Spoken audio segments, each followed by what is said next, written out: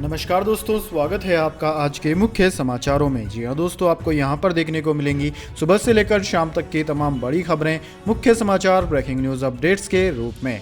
तो दोस्तों, आप सभी लोगों से रिक्वेस्ट है इस वीडियो को ज़्यादा से ज़्यादा लाइक और शेयर करें। तो चलिए दोस्तों, जान लेते हैं आज की पहली बड़ी खबर। आम आदमी पार्टी के सीएम कैंडिडेट बोले, गुजरात में जानबूझकर कांग्रेस को मजबूत कर रही है बीजेपी, ये उनकी चाल है। जी हाँ दोस्तों, गुजरात में होने वाले विधानसभा चुनाव में आम आदमी पार्टी की एंट्री ने दूसरे राजनीतिक दलों के लिए जीत की राह को मुश्किल बना दिया है। हालांकि भारतीय जनता पार्टी और कांग्रेस यानी कि आम आदमी पार्टी की एंट्री को बिल्कुल ही नजरअंदाज कर रही है। वहीं दोस्तों, आम आदमी पार्टी उत्साह में नजर आ रही है। इसी कड़ी में गुजरात में आम आदमी पार्टी के सीएम पद के उम्मीदवार इसदान गढ़वी ने CNN न्यूज 18 से खास बातचीत की और पार्टी की जीत का दावा किया।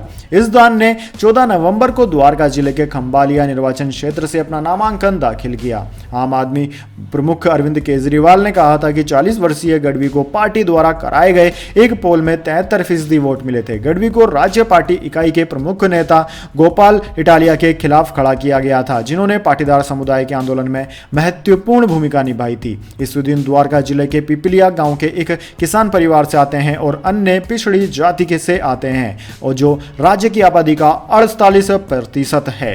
इसके बाद दोस्तों, अगली बड़ी खबर।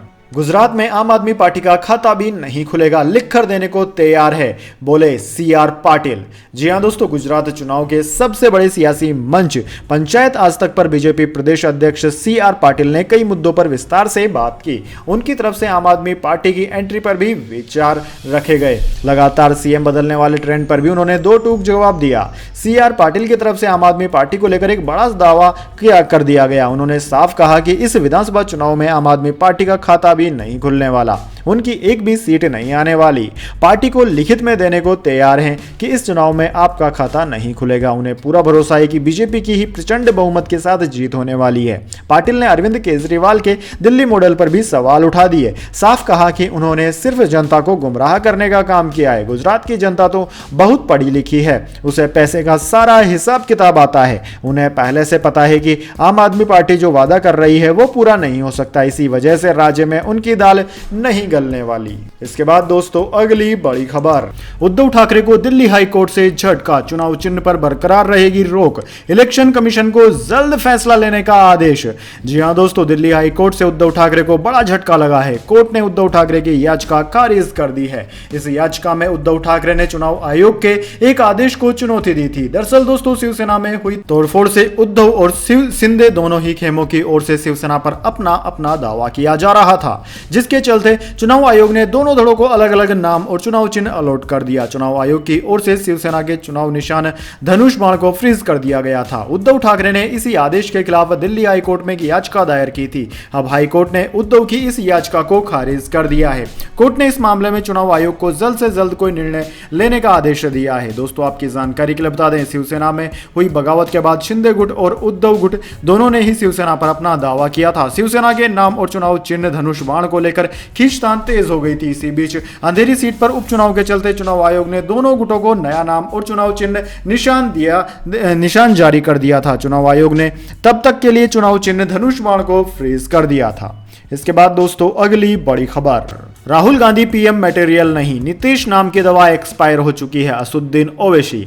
जी हां दोस्तों, गुजरात विधानसभा चुनाव की सियासी नब्ज को समझने के लिए आज तक ने अहमदाबाद में गुजरात पंचायत कार्यक्रम रखा, जिसके मंच पर AIMIM के अध्यक्ष असदुद्दीन ओवैसी ने भी शिरकत की। इस दौरान उन्होंने कांग्रेस, बीजेपी और आम आदमी पार्टी पर जमकर हमले किए। साथ ही ओवैसी ने साफ तौर पर कहा कि राहुल गांधी PM मटेरियल नहीं लगते हैं। उन्होंने यह भी कहा कि बिहार के CM नीतीश कुमार की डेट भी एक्सपायर हो चुकी है। असदुद्दीन ओवैसी ने कहा कि अल्पसंख्यकों को दबाया जा रहा है। चुनाव के वक्त राजनीतिक दल सेकुलर की दुआई देते हैं, लेकिन उसके बाद नाम लेने से कतराते हैं। उन्होंने कहा कि कांग्रेस का इतना बुरा हाल है कि हम बयां नहीं कर सकते। कांग्रेस की विश्वसनीयता खत्म हो चुकी है। कांग्रेस के विधायक जीत जाते हैं लेकिन बाद में बीजेपी में शामिल हो जाते हैं। ओवैसी बोले कि दिल्ली के CM अरविंद केजरीवाल अब नरेंद्र मोदी के नक्शे कदम पर चल रहे हैं और हिंदुत्व की राजनीति पर चल रहे हैं। वो कॉमन सिविल कोड पर नहीं बोलेंगे और बिल्किस बानो के मुद्दे को नहीं उठाते हैं। इसके बाद दोस्तों, अगली बड़ी खबर। उदयपुर अहमदाबाद ट्रैक ब्लास्ट मामले में इंटेलिजेंस एजेंसियों का बड़ा खुलासा, आसपास की जगहों से जुटाए गए थे विस्फोटक।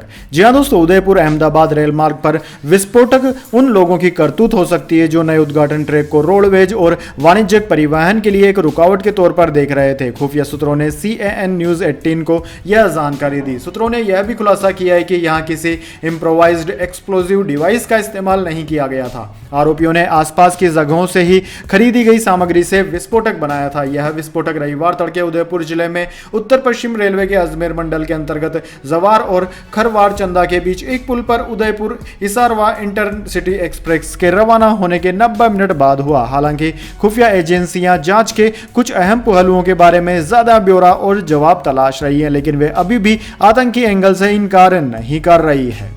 इसके बाद दोस्तों अगली बड़ी खबर, RSS चीफ मोहन भागवत का दावा, हम सबके पूर्वज समान, 40,000 साल से DNA भी एक। जी हां दोस्तों, राष्ट्रीय स्वयंसेवक संघ के प्रमुख मोहन भागवत ने दावा किया है कि सबके पूर्वज समान है। हम कुछ भी कहें पर विज्ञान बताता है कि 40,000 साल से हमारा DNA एक समान है। हालांकि उन्होंने यह भी कहा कि हमें अपनी धार्मिक पूजा, भाषा, खान पान और रीति रिवाज पर पक्के रहना चाहिए। मंगलवार को संघ प्रमुख ने बताया कि हम सबके पूर्वज समान है। आज का विज्ञान DNA मैपिंग की बात करता है। आज हमें कुछ भी लगे, हम यह कहें कि नहीं हम अलग अलग हैं, हम ऐसे हैं या वैसे हैं, पर विज्ञान कहता है कि 40,000 साल पहले से जो अखंड भारत था, काबुल के पश्चिम से सिंधु नदी की पूर्व तक और तिब्बत के उत्तर यानी कि चीन की तरफ की ढलान से श्रीलंका के दक्षिण तक जो मानव समूह आज है उसका DNA 40,000 वर्षों से समान DNA है। इसके बाद दोस्तों अगली बड़ी खबर, 2014 के पहले और बाद के भारत में बहुत बड़ा फर्क, बाली में भारतीय समुदाय से बोले प्रधानमंत्री मोदी। जी हां दोस्तों, इंडोनेशिया के बाली में मंगलवार को भारतीय समुदाय के कार्यक्रम में प्रधानमंत्री नरेंद्र मोदी ने कहा कि भारत और इंडोनेशिया के बीच संबंध अच्छे और कठिन समय में मजबूत होने वाले रहे हैं। प्रधानमंत्री ने 2018 में इंडोनेशिया में आए भीषण भूकंप का भी जिक्र किया और कहा कि हमने तुरंत ऑपरेशन समुद्र मैत्री शुरू किया था। उन्होंने कहा कि इंडोनेशिया बाली आने के बाद हर हिंदुस्तानी को एक अलग ही अनुभूति होती है, एक अलग ही एहसास होता है। मैं भी वही वाइब्रेशन महसूस कर रहा हूं। बाली से 1,500 किलोमीटर दूर भारत के कटक शहर में महानदी के किनारे बाली यात्रा का उत्सव मनाया जा रहा है। यह उत्सव भारत और इंडोनेशिया के बीच हजारों वर्षों के व्यापारिक संबंधों का जश्न है। प्रधानमंत्री मोदी ने बाली में कहा कि भारत की प्रतिभा, भारत की टेक्नोलॉजी, भारत का इनोवेशन और भारत के उद्योग ने आज दुनिया में अपनी पहचान बनाई है। 2014 के पहले और 2014 के बाद के भारत में बहुत बड़ा फर्क स्पीड और स्केल का है। आज भारत अभूतपूर्व गति से काम कर रहा है, अप्रत्याशित स्केल पर काम कर रहा है।